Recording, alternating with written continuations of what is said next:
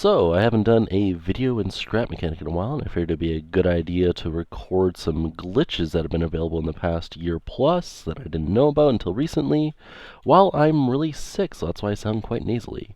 Most of these glitches will be blueprint editing, otherwise the rest will be survival friendly, which is really nice. And the first one we're going to do is we're going to grab some pipe pieces here. We're just going to do an arrangement like this. Again, doesn't really matter. I'm actually going to put that there. Oh, gotta love being sick. Isn't that wonderful? In the middle of summer, it's like frickin' 90 degrees Fahrenheit in my room, or like 34 degrees Celsius, which is frickin' ridiculous. So this little mechanism here, what it allows us to do is allows us to put bearings inside of each other, so you can kind of stack them. And the neat thing with that is you can actually set, you can either do with a gas engine here, you could do kind of like a locking shaft here. So if I connect a switch, put this on max, let's attach like a little platform here. And I'm going to get rid of the switch, go to a controller, get rid of the gas engine, and then do a hammer. Cool. So if you notice, it's completely locked. Nothing really fancy about that, right? But now if we turn it on, now free spins. And if we go to lock it again, by turning off the engine, it just stays in place. And then you can unlock and just keep going. So that's a really nice mechanism. Another one you can do is if you do it with a controller. If it'll let me grab the second point here, that'd be wonderful. Oh. You notice, okay, it's rigid again, nothing really special. Let's set an angle, I don't know, let's do 45 and 45. So now it's 45 degrees clockwise and 45 degrees counterclockwise, and it actually locks in place. And let's increase those to 90. So now it stays at 90 degrees. And you just have essentially an angle limiter, which is really nice. You don't need to use a saddle or driver's seat to do angle limiting. You could just do it with a double bearing. So much more convenience. With the gas engine one, though, there's another thing you can do with it. There's a thing called Ratchet engines in the piston engine community, or you can cycle through which piston is pushing and providing power to the drive shaft or the crankshaft. And of course, I'm just going to get stuck in my own creation here. Jeez. So what it essentially does is you use the double bearings to lock the drive shaft when it's pushing it in the clockwise direction, and then unlocks it on the retraction, so it's frictionless essentially. And that way, if you cycle between the two, you have push, it rotates clockwise, and then obviously on the retraction, it doesn't, it's not engaged. So it's a little digital clutch, which is really nice. And then if you put those on a one-tick pulse and cycle them, you get a decently fast piston engine with a decent amount of torque. Like this is just, two pistons that are able to do what's called I guess I should show the trammel gear. But yeah, then there's freaking turbine engines, which just put every other engine to shame, which is ridiculous.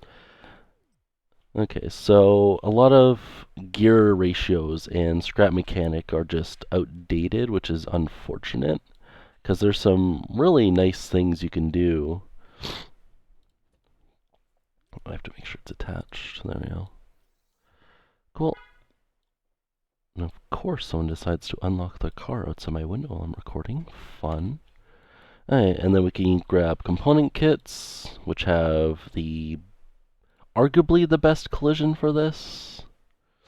I did it one too low, which is whatever. Just replace them.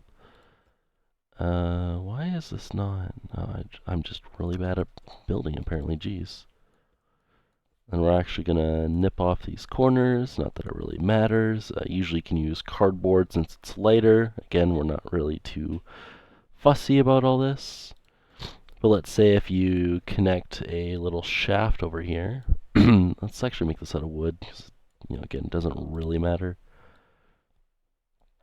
And then you put a bearing, and let's say, I don't know, our output's on this side. So I'm just going to make a quick little pass through here. Oh, it'd be nice if it let me place it. There we go. And then we can put a bearing there. Then we're going to quickly just throw this on a lift. Cool, we got a little pass through. Now I can re-weld this back onto there. And if you notice, I put it one lower than the actual shaft itself. And the reason for that is if we... you can use pretty much any medium, small pipe piece as long as it's larger than these small ones. I guess you have medium-sized pipe piece. So like we have the pipe short, we have the toilet paper, and we have the mug. Usually toilet paper is used the most just because it's lighter. But what you can do is you can place it there and there. And the nice thing about this is as this rotates, right, it goes from being a distance of 5 to being, well, a diameter of 5 to a diameter of 3, or essentially like 2.5 down to 1.5 distance there. So you effectively get a 2 to 1 from gearing up. And then if you do in the opposite direction, it's, again, the reverse. So let's just attach an electric engine instead of a controller. And I'll just quickly connect it to there. And as you can see, this one is spinning twice as fast. I guess I could just show that there. So this one's going to get to here by the time that one's made a half revolution. And it's going to make it to this one. Yep. And obviously if we do this in the other direction, you get, 1 to 2 essentially. Which means this one has to spin twice as fast to move that one, but you end up getting twice the torque out of it. And it's again just because these have to travel twice as far, which ends up just being a gear down. So obviously if we find one that you can do 3 to 1, and 3 times the distance, then we will use it, but I think for now this is the most the piston community needs. But yeah, there's a lot of little neat things you can do in Scrap Mechanic. I am going to pause the video though. Sorry about that, really had to cough and decided to set up the next one here. So essentially all this is you have a suspension pipe piece with a bearing, and we have another bearing put on top of that pipe piece, and if you're wondering how you do that, if you put down a suspension piece,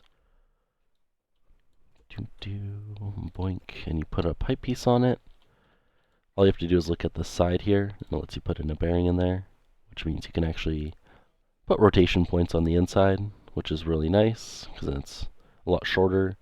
And also these smaller pistons, or suspension, can only go up by 1 block, or just over 1 block. It's like 1.2 blocks. So that way, as this gets pushed up, it's not going to use that extra space anyway, so we can use a, rotating piece for there, instead of having to go, 2 blocks below it.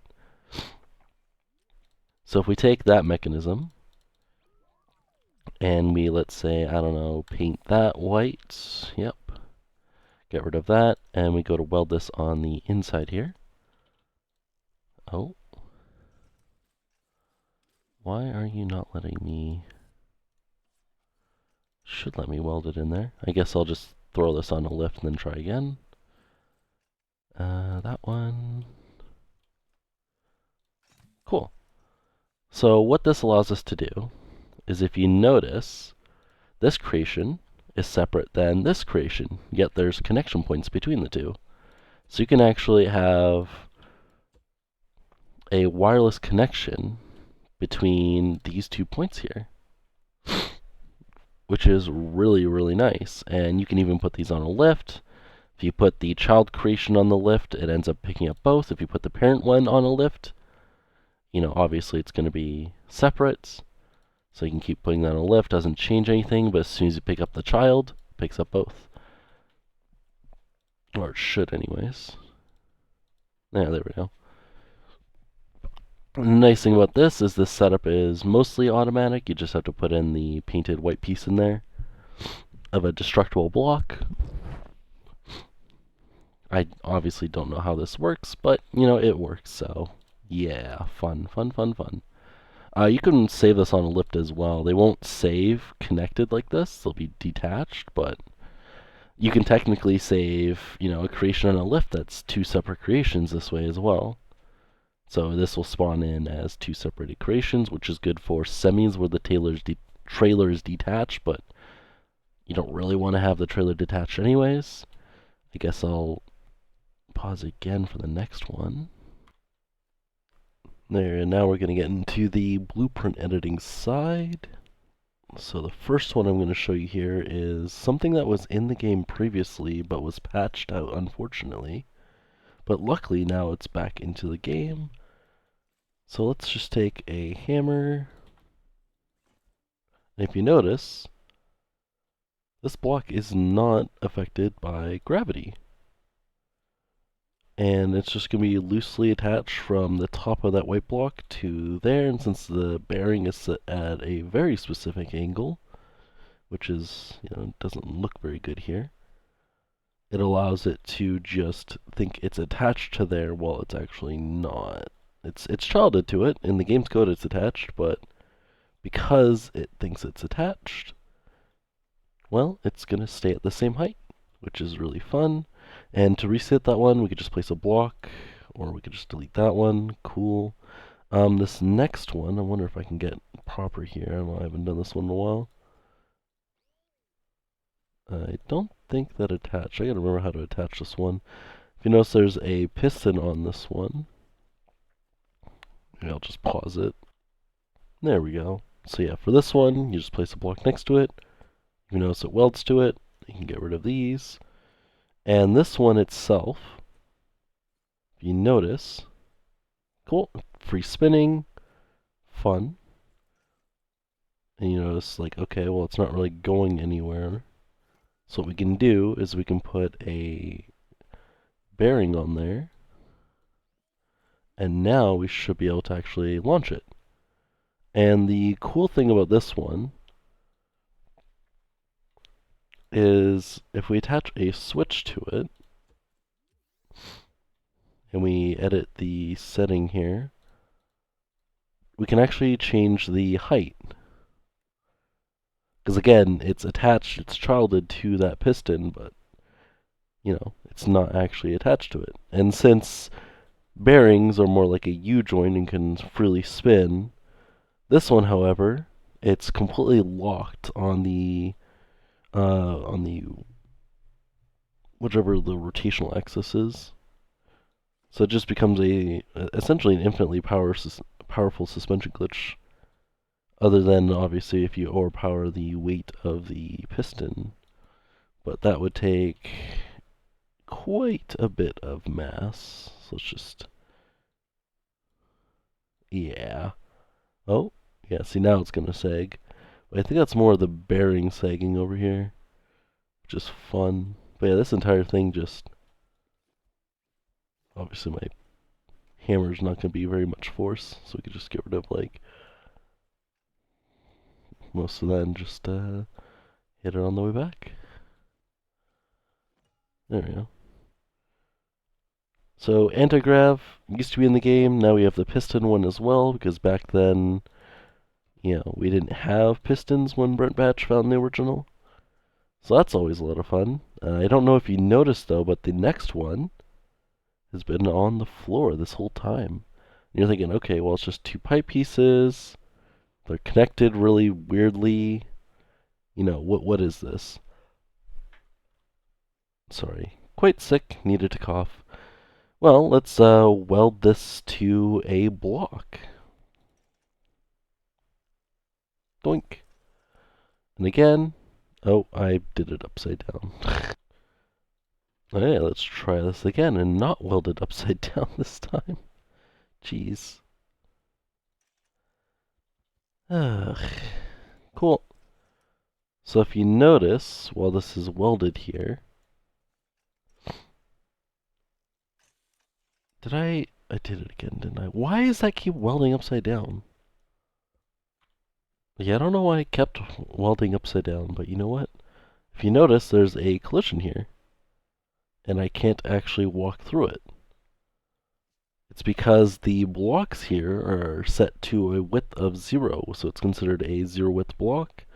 And the cool thing about that is you can actually place, it'll let me here. Be nice if it would let me. Let's just put this on a lift, I guess. Will let me now?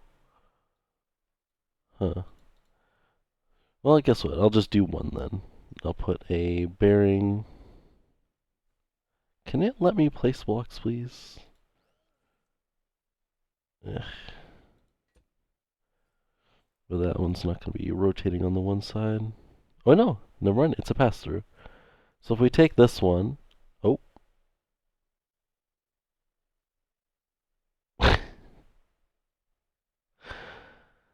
Yeah, this is quite a video, damn. Basically, it's a 0 width block pass-through, so if we just spawn one in here and we place down a bearing. You can't use draggable blocks for this, as far as I know, unless you blueprint edit it. So I'm just going to... Why are you not letting me do things? Jeez.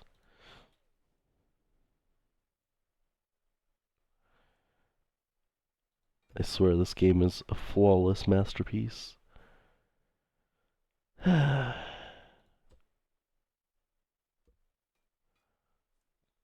Cool, it just did not weld.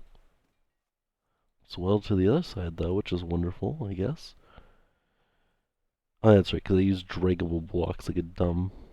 it's my first time working with 0 width blocks. They exist, they're a thing. It's a little janky, as you could tell.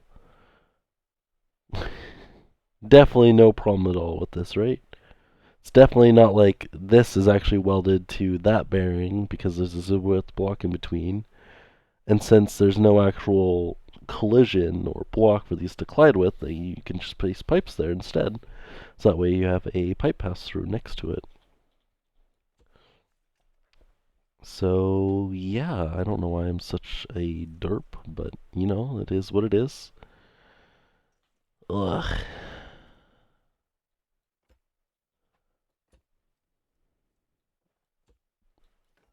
Yeah. So they're just connected while it's separated from the base object. Nothing terribly fancy. Again, these ones are blueprint edited because the width is actually set to 0. But when you split them in half, you can actually, you know, essentially just duplicate it because you're just removing one of the blocks and then you have another. If you want to see the collider, you can just use the weld tool while it's not on a lift. And then you can actually see the 0 width blocks there. I believe there's also a mod that lets you see them, but hopefully the devs will eventually make it so you can just see them. Or just make them in game would be wonderful. But other than all of that and the freaking issues I was having there, geez, that will be it for the video. If you liked it, hit the like button. If you disliked it, I don't know why you're still watching. You know, fucking these videos suck. And if you have any glitches that I missed or are curious and want me to go into detail of any other glitches, let me know. Yeah, until next time, see ya.